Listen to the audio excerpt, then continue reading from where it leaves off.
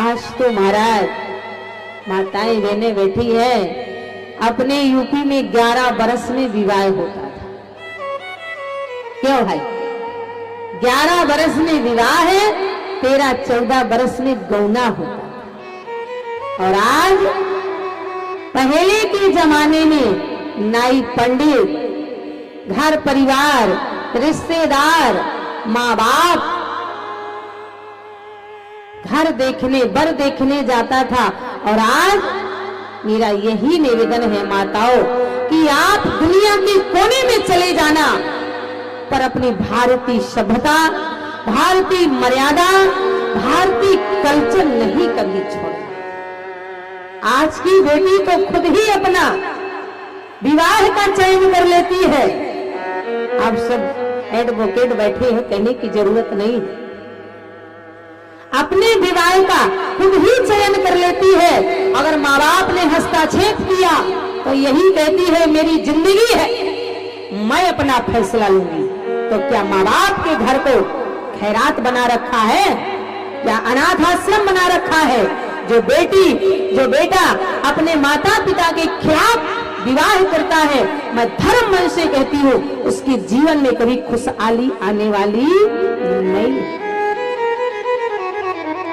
आज पार्वती जैसी बेटी, सीता जैसी बेटी, धन्य है वो हमारे नेपाल की बेटी माताओं। ये वही रामचरितमानस है।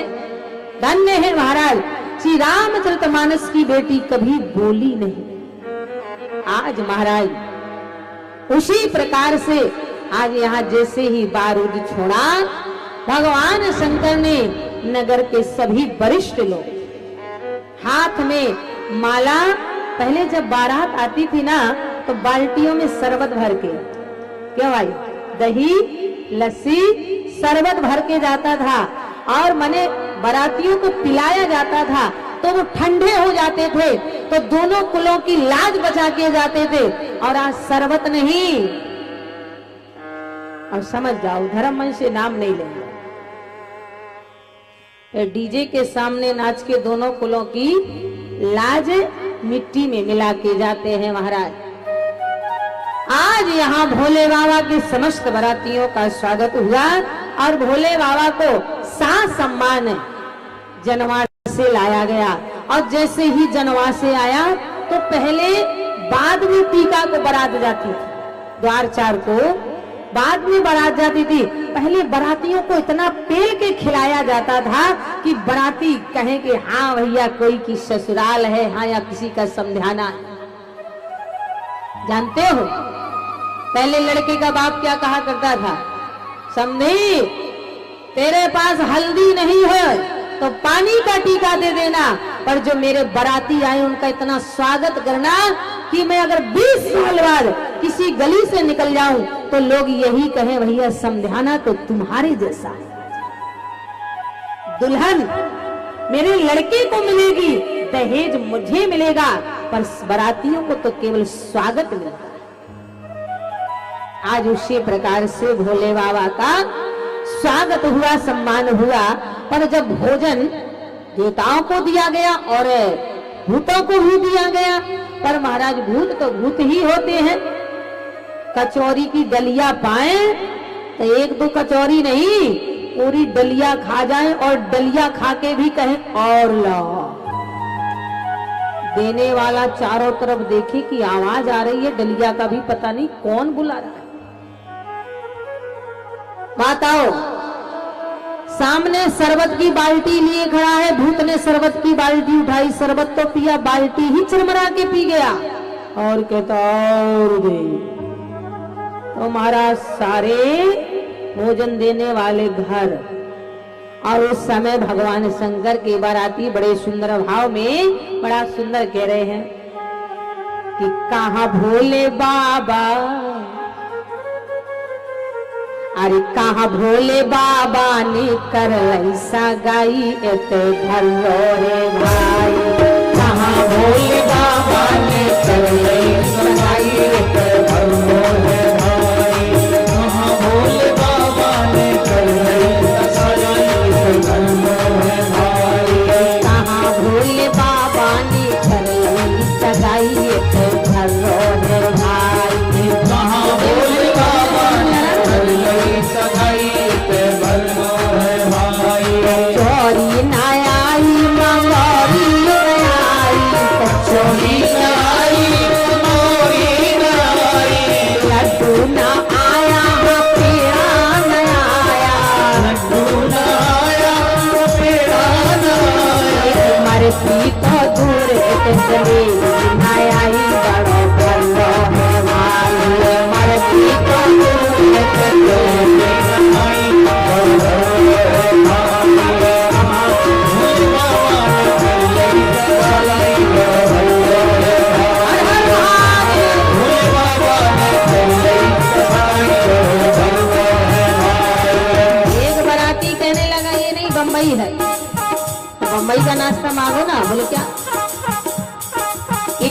ना आओ पे दोसान आया, इडली ना आओ पे समोसा ना आया रसगुल्ला ना आया, समोसा ना आया रसगुल्ला ना आया, कोल्ड ड्रिंक का दूर के चाय लो नया ही बड़ो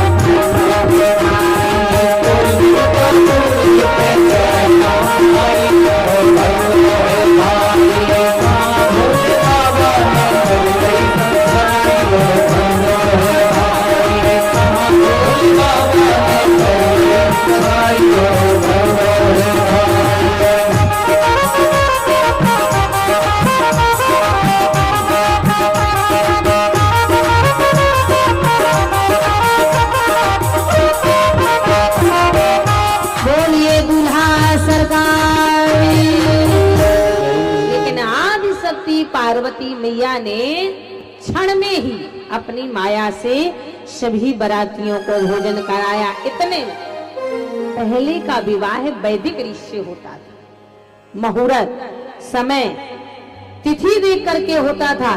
पहले 3 दिन का विवाह होता था। राम जी की बारात तो पूरा 1 महीना रुकी थी जनकपुर में। पहले 3 दिन का विवाह होता था, फिर 2 दिन, 1 दिन, 24 घंटा, 12 घंटा, और अब रिंग बदलो, माला पिनाओ, विवाह हो गया। विवाह हो गया ना, ना कोई मंत्रोच्चारण ना कुछ। तो जितनी जल्दी विवाह होता है उतनी जल्दी रिश्ता भी टूट जाता है, उतनी जल्दी रिश्ता टूट जाता है। पहले कितना भी ससुराल में यातना दुख दर्द मिले, पर जब साल 6 महीने में बेटी जाती थी, अगर अपनी माँ से कहा करती थी तो माँ एक ही बात कहा करती थी, बेटा नया नया माहौल है, थोड़ा एडजस्ट करने में देर लगेगा, सब सही हो जाएगा, चिंता मत कर, सब सही हो जाएगा। और आज जरा जरा सी बात में समझ लेना, बुरा मत मानिएगा, जो बेटी 24 घंटे अपनी माँ के मोबाइल में अपनी ससुराल की जानकारी दे, समझ लेना चाहिए उस बेटी का जीवन कभी सुख में होने वाला नहीं, कभी भी सुख में होने वाला नहीं। आज यहाँ महाराज भगवती मैया पार्वती जी का विवाह होने जा रहा है। देव ऋषि नारद लगन पत्रिका लेके आए, ब्रह्मा जी से बोले महाराज द्वार 4 के लिए चले। ब्रह्मा जी तैयार, भगवान नारायण तैयार, सारे देवता, भगवान शंकर तैयार, चल दिया द्वार 4 के लिए बारात। आज के जमाने में मर्यादित बारात जाती है तो बेटी का पिता, चाचा, मौसा, ताऊ तिलक करता है। पहले के जमाने में ये प्रथा थी कि बेटी की माँ ही अपने जमाई का परछन करती। मैया मैना ने 16 श्रृंगार किया, आरती का थाल सजाया, रौरी अच्छे चावल रख के और पुष्पों की माला लेके गड़ुआ का जल में गड़ुआ में जल भर के अपने जमाई का परछन के लिए खड़ी हो गई। पहले जब बारात आती थी तो रिश्तेदार ही नहीं, मोहल्ले की भी सारी महिलाएं खड़ी हो जाती, देखे भला इसका दामाद कितना अच्छा है, कितना अच्छा दामाद आया है। सारी नारियां खड़ी हुई हैं। बारात आई, पहले नंबर में 4 मुख वाले श्वेत केस वाले, 4 मुख वाले श्वेत केस वाले हंस में सवार बाबा ब्रह्मा आए। बाबा ब्रह्मा को देख के मैया मैना ने तिलक किया। सखियों ने नारद जी से पूछ दिया, ये देवी पार्वती के कौन है?